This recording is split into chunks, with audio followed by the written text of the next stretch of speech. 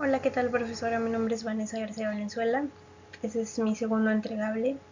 Es la presentación de PowerPoint y estoy realizando este audio. El tema es la teoría del aprendizaje desde la perspectiva humanista. La materia de modelos teóricos del aprendizaje y con la profesora Itzel Tesorero. Primero que nada voy a explicar qué es el humanismo, quiénes son sus principales exponentes, de acuerdo al material que usted nos proporcionó esta semana, y cuáles son las teorías desarrolladas por esos mismos exponentes. El humanismo es la filosofía que se enfoca en los factores humanos en lugar de mirar a los factores espirituales o religiosos. El humanismo recalca la importancia de la dignidad humana y los valores humanos.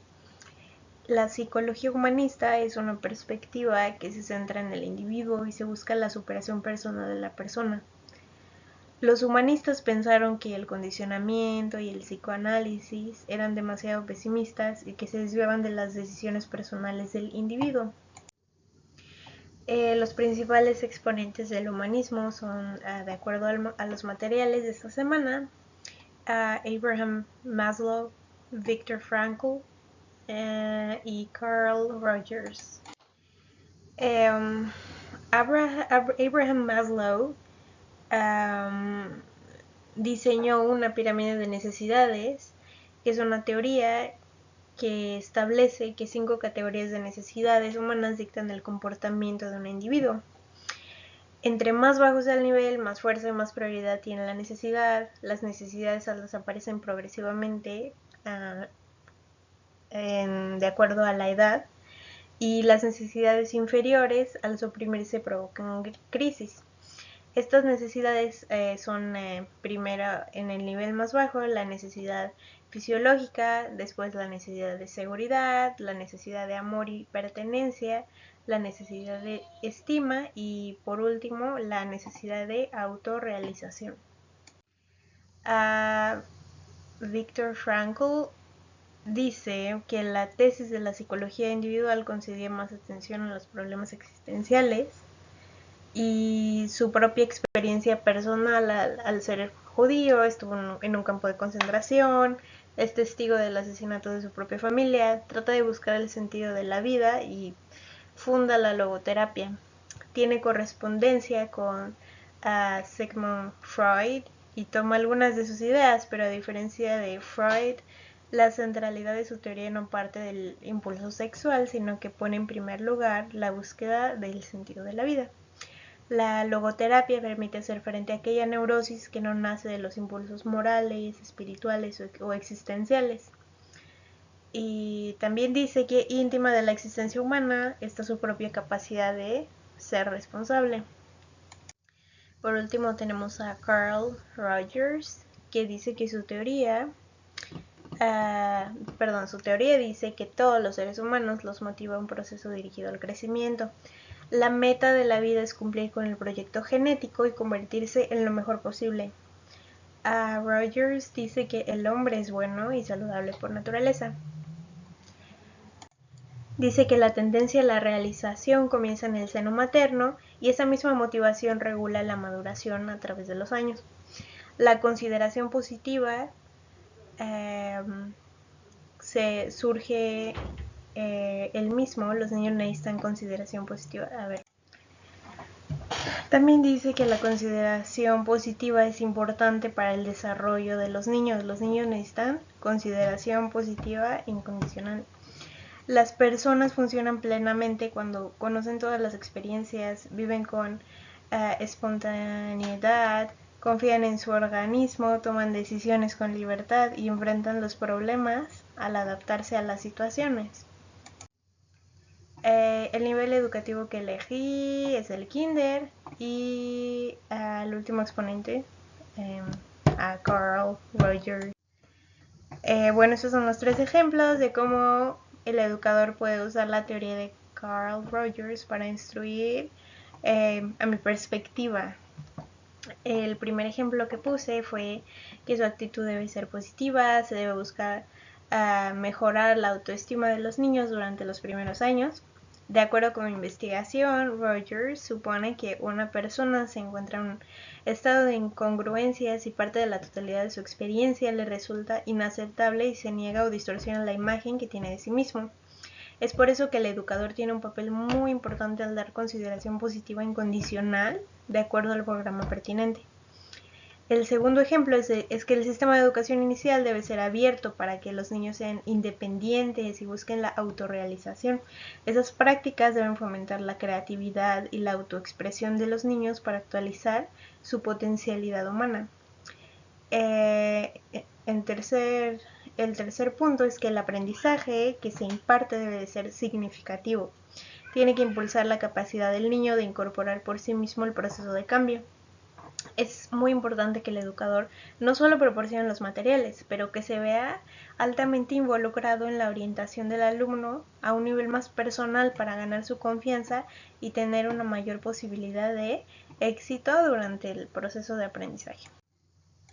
Esos son los 3 ejemplos de cómo el educando tiene características que le permiten implementar la teoría de Carl Rogers, según investigación. Primero, que debe tener disposición a aprender. Eso se puede lograr por medio del aprendizaje por juego, porque a esta edad, o sea, en los primeros años, yo sabía que es una muy buena táctica el juego. El segundo ejemplo que puse fue que el niño debe tener un potencial de creatividad y se le debe fomentar la autorrealización como individuo. El tercer punto es que el niño debe aprender a adaptarse y a cambiar. Esto puede causar frustración inicial, por eso se debe dar iniciativa y el alumno, al darse cuenta de que es libre de estudiar a su propio ritmo, empieza a trabajar con más empeño. Después surge la unión en el ambiente del salón de clases, eso también los motiva mucho, y se producirá un cambio individual que hará el proceso de aprendizaje exitoso.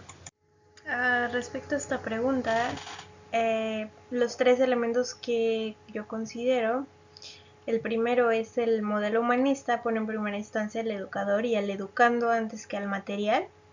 En el caso de la modalidad en línea es muy importante que el educador le dé motivación al estudiante a ser independiente. Es igual de importante que al ser modalidad presencial el estudiante tenga la motivación de realizar sus trabajos. Yo pongo de ejemplo al modelo de Rogers, donde él menciona que el alumno debe aprender a autorrealizarse por medio del apoyo del profesor. El segundo punto es en el modelo humanista, de acuerdo a Maslow, el proceso de aprendizaje depende de la capacidad de autorrealización del individuo. En el caso de la gente autorrealizada, su percepción es objetiva y sin prejuicios. Maslow define 4 etapas del proceso de aprendizaje, desde la incompetencia consciente hasta la competencia inconsciente. Este proceso se puede aplicar al aprendizaje en línea y presencial, y como ejemplo pongo al alumno que después de leer su material semanal varias veces, se va formando la conciencia y la comprensión evoluciona hasta que el material se domina. El tercer elemento que yo consideré fue que el modelo humanista de Viktor Frankl está ligado a la logoterapia, que considera al hombre como un ser individual y que la esencia intrínseca de la existencia humana está en su capacidad de ser responsable.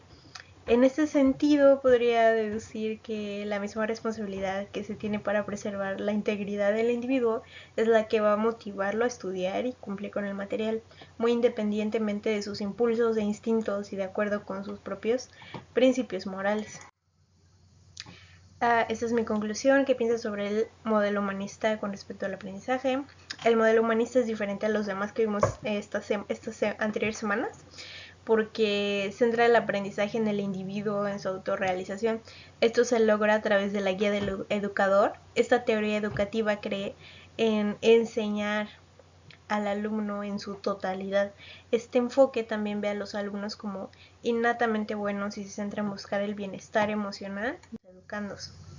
El modelo conductista se basa en el estímulo-respuesta y por eso es por eso que no se centra en el individuo. En el modelo cognitivista se dice que una serie de procesos o actividades mentales cognitivas conllevan a la construcción de aprendizaje. También se le da más importancia a cómo es que el individuo interpreta la información del medio ambiente, lo cual de alguna manera se asemeja a los objetivos del modelo humanista, pero el modelo humanista pone de centro al ser humano, sus sentimientos y procesos mentales como un todo, ese todo que es bueno por naturaleza. Por eso cuando el yo verdadero y el yo ideal se juntan, se logra la autorrealización. Los profesores humanistas en la actualidad creen que el conocimiento y los sentimientos van de la mano en el proceso de aprendizaje.